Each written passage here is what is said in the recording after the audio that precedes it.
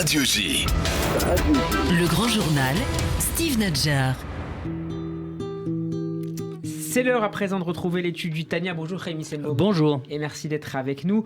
Nous poursuivons notre lecture au 14e chapitre du texte de Rabbi Shneur. Zalman, j'en lis quelques passages avant de vous céder la parole pour les commenter. Même l'homme le plus indigne est capable de se sacrifier pour la sainteté de Dieu.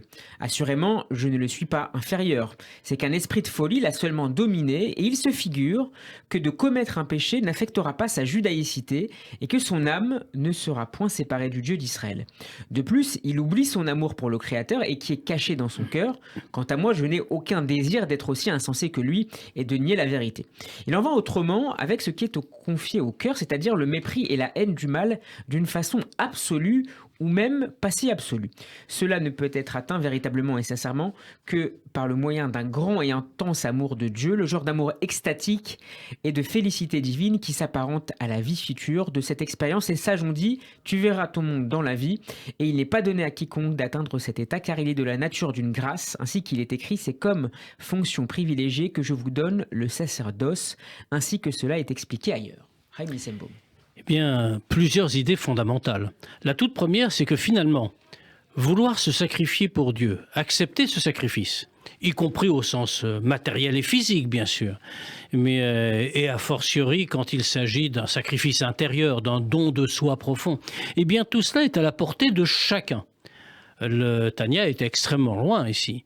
Il nous dit que même ce qu'il appelle l'homme indigne, autrement dit celui qui a tout oublié, ou qui peut-être en nos générations n'a jamais rien appris, celui en tout cas qui n'est pas conscient de la place importante que joue le judaïsme dans sa vie personnelle et qui ne le vit pas, qui fait d'autres choix, eh bien celui-là est malgré tout constamment prêt à donner sa vie dans tous les sens du terme pour Dieu.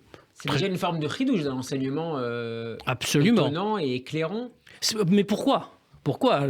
D'où cette puissance vient-elle ? On s'attendrait que de grands érudits, que de grands sages, ou des gens qu'on appellera des saints par assimilation à d'autres manières de dire, eh bien, que tous ces gens-là disent qu'ils sont prêts à sacrifier leur vie pour Dieu, ça se comprend. Après tout, Dieu est leur vie, et ils en sont conscients. Renoncer à Dieu, ce serait renoncer à leur existence même. Mais celui qui n'est pas tout cela, bien, nous découvrons en filigrane ici une vérité essentielle. C'est que on n'est pas juif par choix. On est, dans notre cas, nous possédons une nature essentielle qui dépasse nos choix individuels. Ce qui ne nous retire rien de notre liberté, bien sûr. La preuve, c'est qu'on peut faire des choix inverses. Mais cependant, la judaïté ne peut pas s'abdiquer. Lorsqu'un juif croit qu'il peut l'abdiquer, justement, qu'il peut y renoncer, d'une manière ou d'une autre, eh bien, il s'illusionne. C'est, comme l'a dit notre texte, c'est le côté sombre de sa personnalité qui lui fait croire que finalement, cela ne changera rien.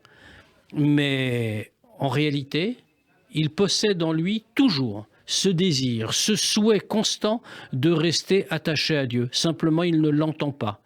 Il faut, s'il y a un événement grave, une tragédie, alors ça peut tout à coup réapparaître. Et on s'en rend compte d'ailleurs dans l'histoire du peuple juif.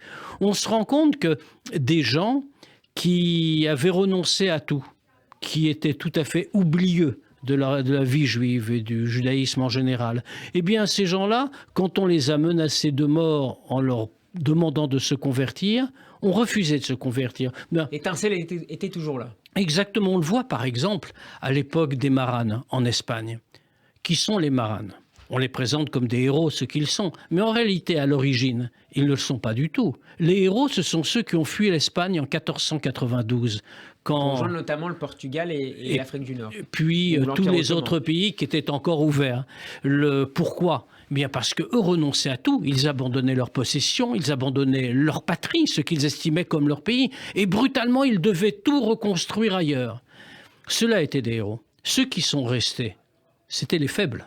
Ceux qui avaient déjà un peu moins d'attache avec le judaïsme, qui disaient on va faire semblant de se convertir, on va s'arranger, mais on restera quand même quelque part juif. Et on commençait à inventer une espèce de compromis. Ces gens-là, cachés, tout à coup sont découverts par l'Inquisition qui les poursuit. Et lorsqu'ils sont découverts, que se passe-t-il ? On leur dit il faut que vous deveniez des vrais convertis, des bons chrétiens. Sinon, vous montrez sur le bûcher. Et de manière générale, que répond-il? Nous montrons sur le bûcher. Mais ça n'a pas de logique. C'était des gens pour qui le judaïsme, justement, ne représentait pas l'essentiel. C'est pour cela qu'ils étaient restés. Mais est-ce que là, le compromis était possible? Et le compromis n'était justement plus possible. La tragédie a mis en lumière donc les forces nécessaires. Alors bien sûr, comme le dit le texte, ce n'est pas l'aboutissement. L'aboutissement, c'est que le mal nous répugne. Nous en sommes tous extrêmement loin, j'imagine. Mais si nous ne sommes pas, cela vient par l'effort, cela vient par le travail sur soi-même. Mais nous avons cette essence sur laquelle nous pouvons nous fonder. Une essence, l'essence du judaïsme, l'essence de la judaïté plutôt que du judaïsme, qui fait que notre lien avec Dieu, notre lien avec la vie juive, est un lien indissoluble. Sans cette petite flamme, Chaim Nissenbaum, sans cette étincelle, la teshuva même serait impossible? Exactement, c'est sur cette flamme, sur cette essence de l'âme qui jamais n'est atteinte, jamais n'est souillée, quels que soient nos actes, du plus grave au moins grave, eh bien cette petite partie de l'âme est au-delà de toute atteinte. Et c'est pour cela que tout est toujours possible, même si on a très mal agi, même si on a fait des choses que le judaïsme réprouve, quelles qu'elles soient, matérielles ou spirituelles, eh bien dans tous ces cas-là, on peut toujours se dire qu'il y a une part de nous-mêmes toujours attachée à Dieu et qu'il est possible constamment de la revitaliser et de retrouver le chemin qui nous a été commandé depuis le Mont Sinaï. C'est aussi un message qu'adresse le rédacteur du Tanya à une population plus large au sein de la région qui peut-être est tentée à ce moment-là par d'autres cultures que la culture juive et qui prendrait le risque de tout oublier? En ce temps-là, le problème ne se pose pas dans ces termes. N'oublions pas que l'auteur du Tanya écrit au début du 19e siècle, qu'il écrit en Russie, et donc il sait ce qui se passe dans le monde, mais il est au courant, bien sûr, tant plus qu'il voit déferler les armées napoléoniennes sur sa région. Mais le problème ne se pose pas encore, mais il sait qu'il se posera.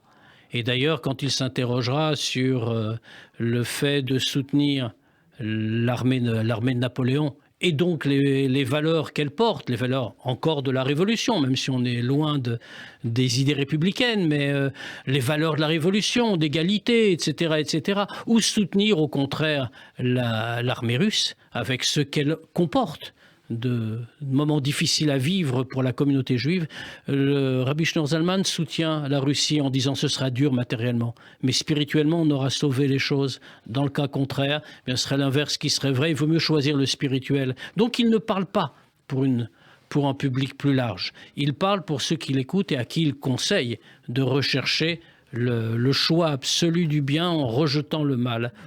Mais c'est prémonitoire et c'est vrai que son message aujourd'hui sonne de manière étonnamment moderne. Merci beaucoup Chaim Nissenbaum. L'étude du Tanya à réécouter en podcast sur radioj.fr. À demain. À demain.